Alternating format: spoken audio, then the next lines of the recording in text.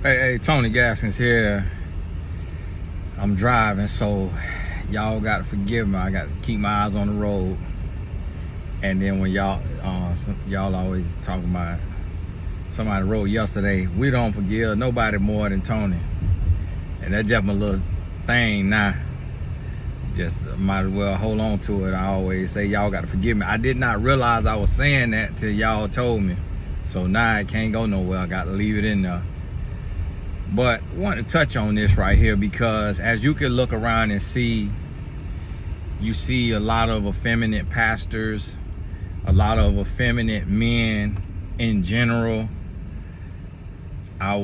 Somebody sent me a video of the podcaster who got in the pulpit to preach and, you know, talking about he got a call on his life and God called him to preach and all of this, and he never backslid. He just sinned with Jesus. He had Jesus walking with him while he's sinning. Just complete blasphemy.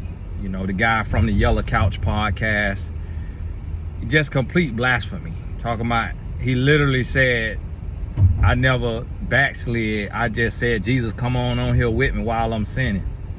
And it's like, you can't sin and Jesus be with you.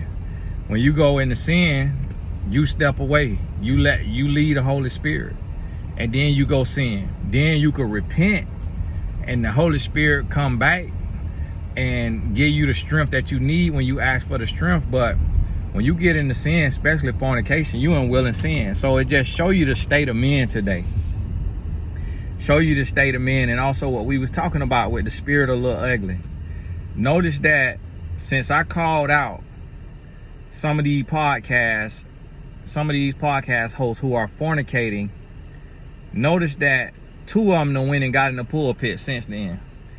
One of them claimed to be going to divinity school. That's what that spirit of little ugly want to do. It want to get a credibility. It want power. It want position, but still gonna stay in the same sin. Because there's so many women out here today that you could meet a woman today and you could marry tomorrow. Not literally, but meaning it ain't hard to find a wife if you really looking. These men don't want a wife.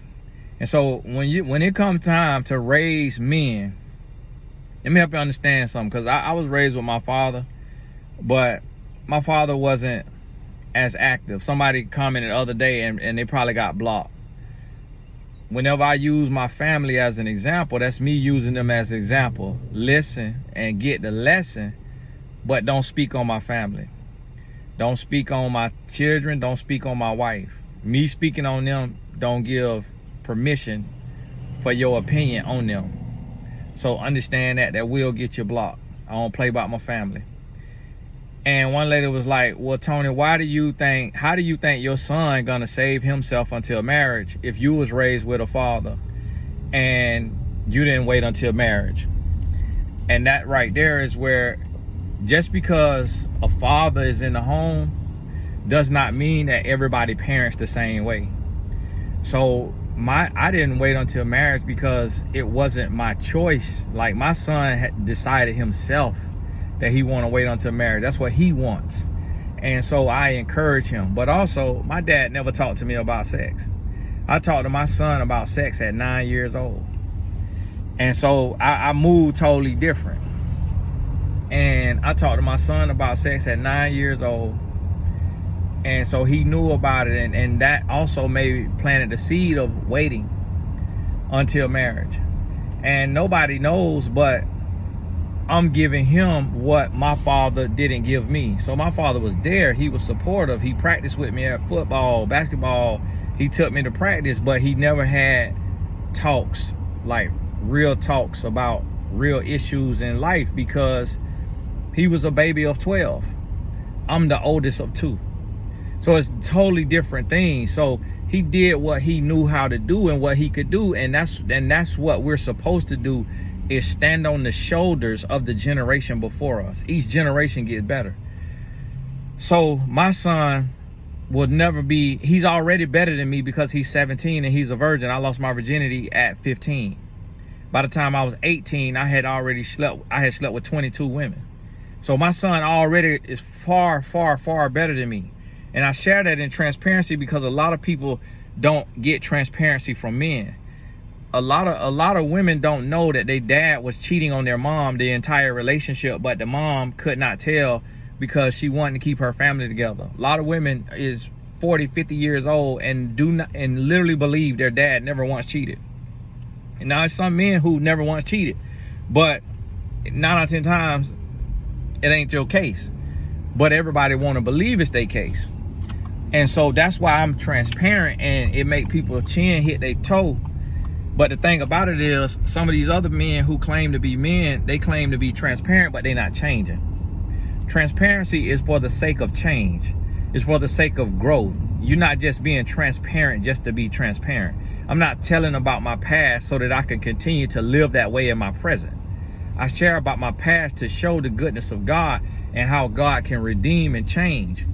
But also so that women could see that, yes, your son maybe did this, maybe did that, but with Jesus Christ, he can change. Your husband maybe did this, maybe did that, but with Jesus Christ, he can change. When he is willing to change, not just bump his gums like some of these men. So I touched on this on a long time ago on these videos.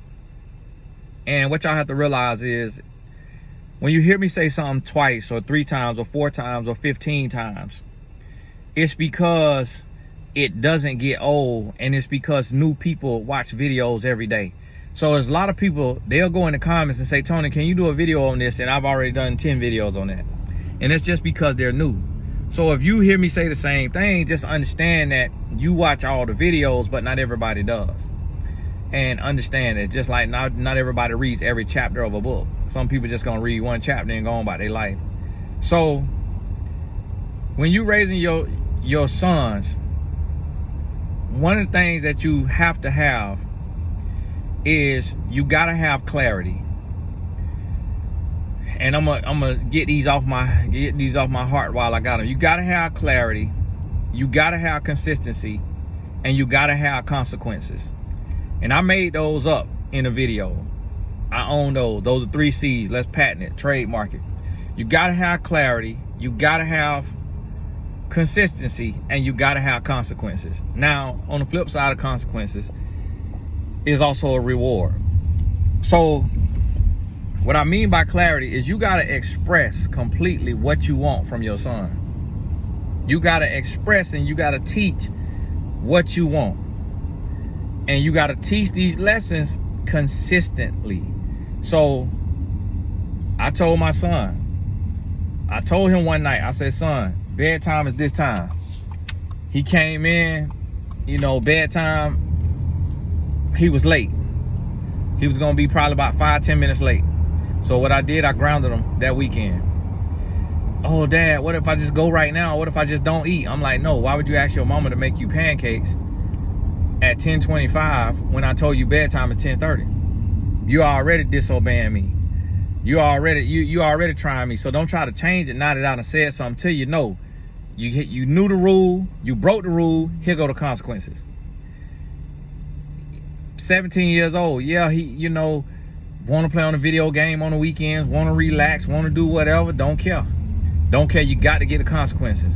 So last night we coming home and I say, okay, when we get home, phone going down. Phone, you still on that plan now, phone going down as soon as we get home. He was like, hey Dad, you know, can I have the phone till 10:15? Got some business to handle. And I'm like, nope, I don't care about your business, phone going down at as soon as we get home. So he was like, I was like, cause I told you when I told you the other day, and you broke the rule, you came in late. Oh, you know, I just messed up one time, man. People mess up one time. I said, exactly. One time, mess up one time, you could go to prison. Mess up one time, you could lose your life. Mess up one time, you could die in a car accident. Just one, all it takes is one time. You got to be perfect. Every single day, you got to do everything you can in your power, especially when it's in your power, to do it the right way. But see, if I took it, I just made an excuse and I just said, oh, okay, we could, you know, you just do what you want to do. You just do this, you just do that. No, then guess what? A little bit of 11 to hold on. So we headed home, but we get home a little early. So I said, okay, phone down at 10 o'clock, because we probably gonna get home about 9:45. Phone down at 10 o'clock. And I'm sitting there, I'm looking, it's like 9:52. I say, okay, if he's smart, he'll be in here 9:59. I say, if he come in here at 10 o'clock, okay, I'm gonna know that he pushing it. I'm gonna know he pushing it. I say, if he walk across my door, the door plane of my door, because he got to plug his phone up in my room. 17, yes. I'm telling y'all how to protect y'all kids and how to prepare y'all kids. 17 years old, don't care, phone in my room at night. You got a lock on it, I don't go through his phone. I ain't doing all that now. But he know I can though, and he know I can request that code anytime and go through it. So just having that right there, he know. Keep your life together.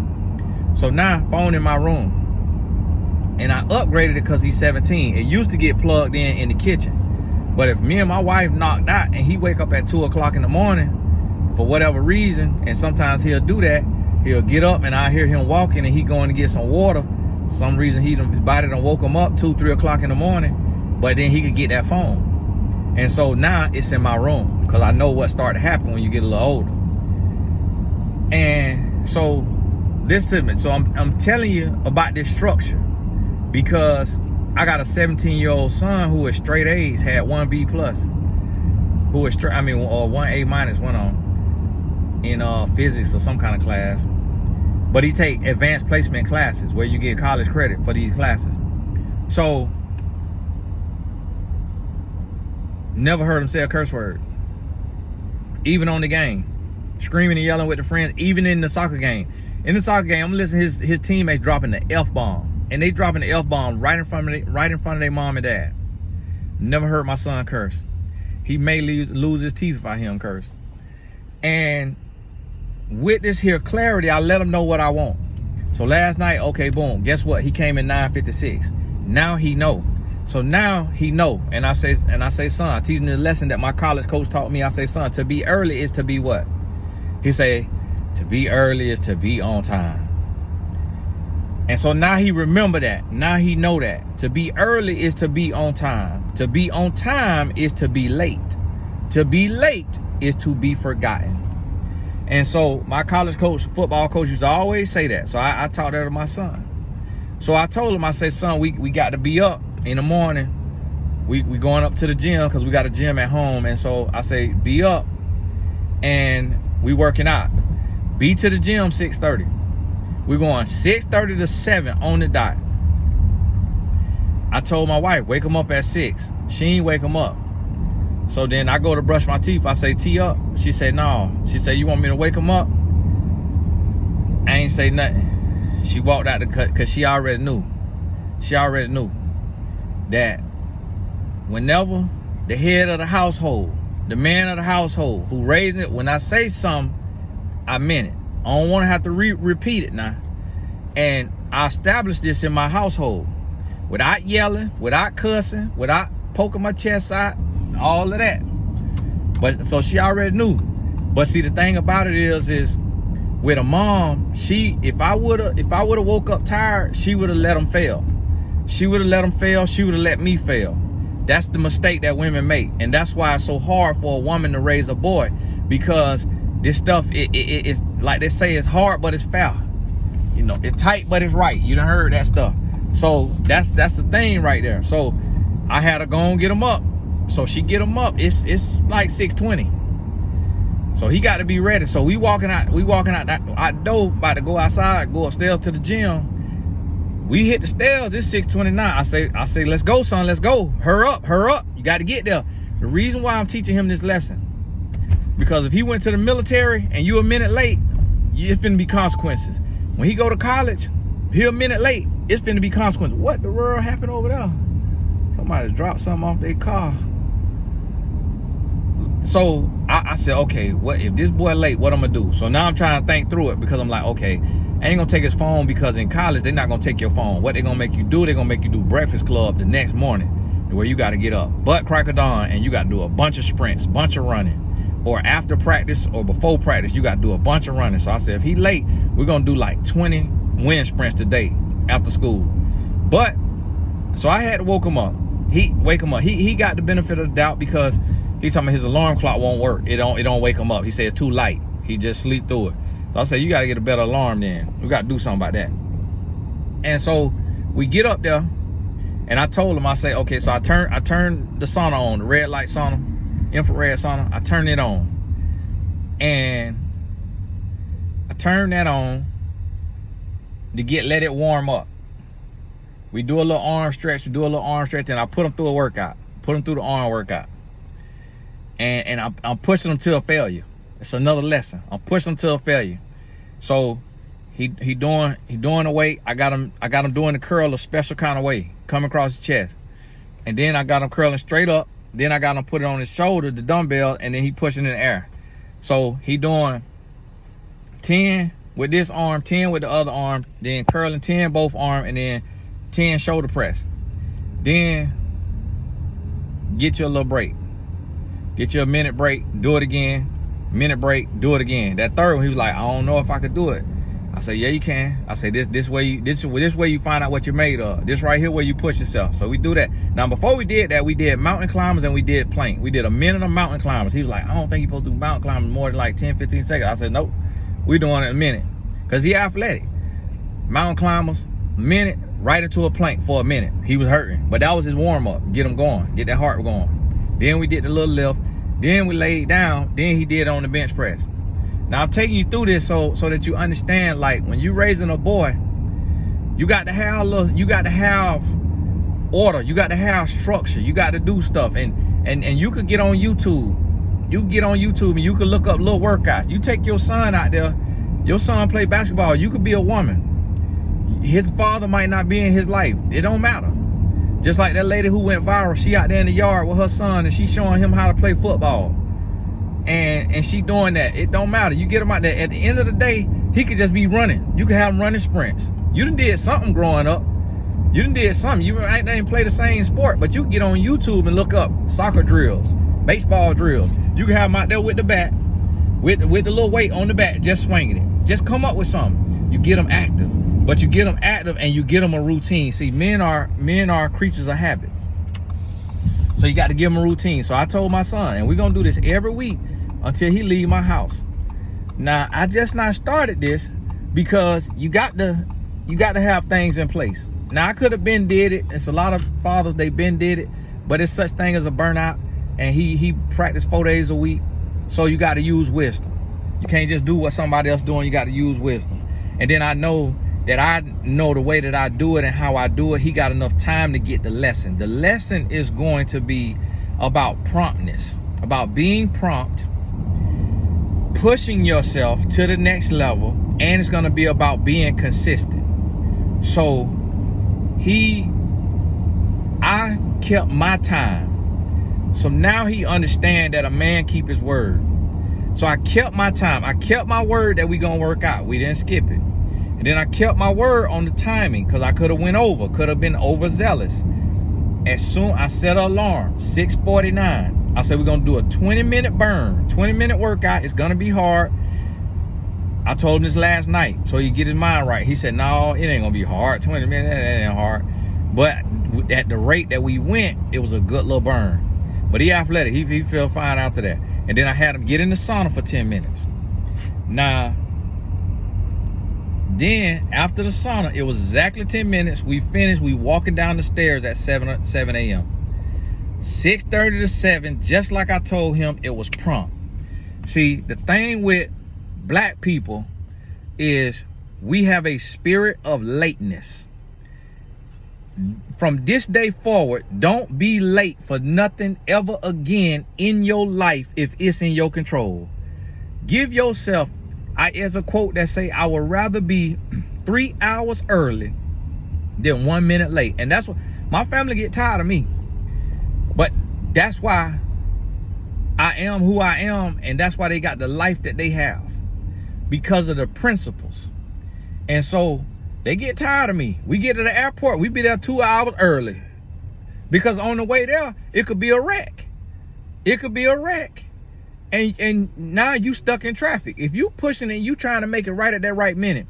So see, you have to teach your sons, because what you got to realize is men, we a mess now. We a mess. We already got to deal with porn, fornication, cursing, gambling, weed, all of this stuff. Some of these men out here dealing with transvestites. Some of these men dealing with prostitutes, escorts, strippers, all of this stuff. So when you realize that men is already with a disposition, you have to teach your son discipline, consistency, promptness. You got to be prompt. You got to be prompt all the way to the minute. And when you got to be somewhere, be there early. Be 15 minutes early than the time you supposed to be there. They supposed to be at their games an hour early. We get there an hour and 15 minutes early to give time for traffic. So you got to be ready. So when you get up there and you ready, now you prompt. And then guess what? When you say do something, whatever you say do, hold him accountable. If you say, hey, bedtime is at 10. So need you shower, brush your teeth, shower, wash your face in the shower. What you got to do for a while now with your son is you got to sit in the bathroom on the toilet seat when they young. This when you developing when they young, when they not really body conscious, when they first start to bathe by themselves and stuff like that, 3, 4, 5, 6, 7, 8. You sitting in there with them. You sitting on the toilet, you watching, and that because you can look at their whole body and they not body conscious yet. Now once they get 11, 12, 13, but not a routine is set. You have taught cleanliness. Every single night there's a routine. You have to have a morning routine for your son, and you have to have a afternoon routine for your son after school, and you have to have a nighttime routine for your son. You have to have a weekday routine for your son, and you have to have a weekend routine for your son. You have to have hard and fast rules. Hard and fast rules. And you have to stick to the rules. You cannot break the rules yourself. You gotta teach consistency. Now you do everything in moderation. Don't have the boy eating celery and carrots and hummus all the time. It's all right to have a little bit of fried chicken, but that fried chicken, it's a reward. That fried chicken might be once a week at the most, but if you're doing that, he athletic, he ripping and he running, he burning it out. It balanced it out. Now you can't have a sedentary son and then having fried chicken and pancakes and all that, chicken and waffles and all of that, but you ain't working him out. He ain't got to run, he ain't got to do nothing. And you ain't got to have him lifting weights. He could do body weight squats and he could do push-ups. And you teach him how to do the push-up. Pull up the form on video on YouTube. If you don't know how to do it, he learn how to do push-ups. He learn how to do sit-ups. He learn how to do squats. And you have him doing this from a young age now, burning them calories, just getting that energy out of them. So you work them, and you can sit there. You probably can't keep up with them, but you can sit there, get them a little soccer goal, get them a little ball right there in the house. All right, this is what I want you to do. Here go the game. Okay, I'm gonna set this right here, shoe right here. You got to go around this shoe, then go around this shoe, then go around this shoe, and then you make it in the basket. Man, your son gonna love that.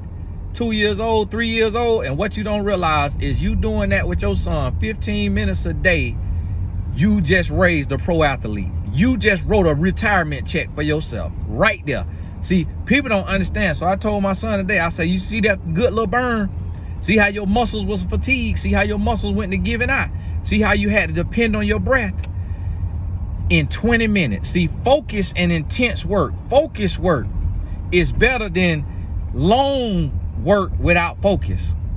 So in 20 minutes, he got more done than what some people get done in 45 minutes in the gym, because it was focused, it was back to back, and it was no longer than a 1 minute rest. And we was in a 15-minute workout. But just like that, 1% of 24 hours is 15 minutes. 14.7 is 15 minutes. When they say get 1% better every day, that's 15 minutes of intense focused work on whatever you're trying to get better on. So now, here it is, 15 minutes. Then we get in the sauna. In the sauna, I had him visualizing, because he don't like to visualize. He don't believe in it, but I know the power of it. So I got to teach him the power of it. So I tell him, close your eyes, son. All right, envision this. Winger get the ball. He come up. He do a scissor. He do another scissor. He push out with his right foot. He take that long tap. You go in for the slide tackle. All right, envision this. And take him through the next play.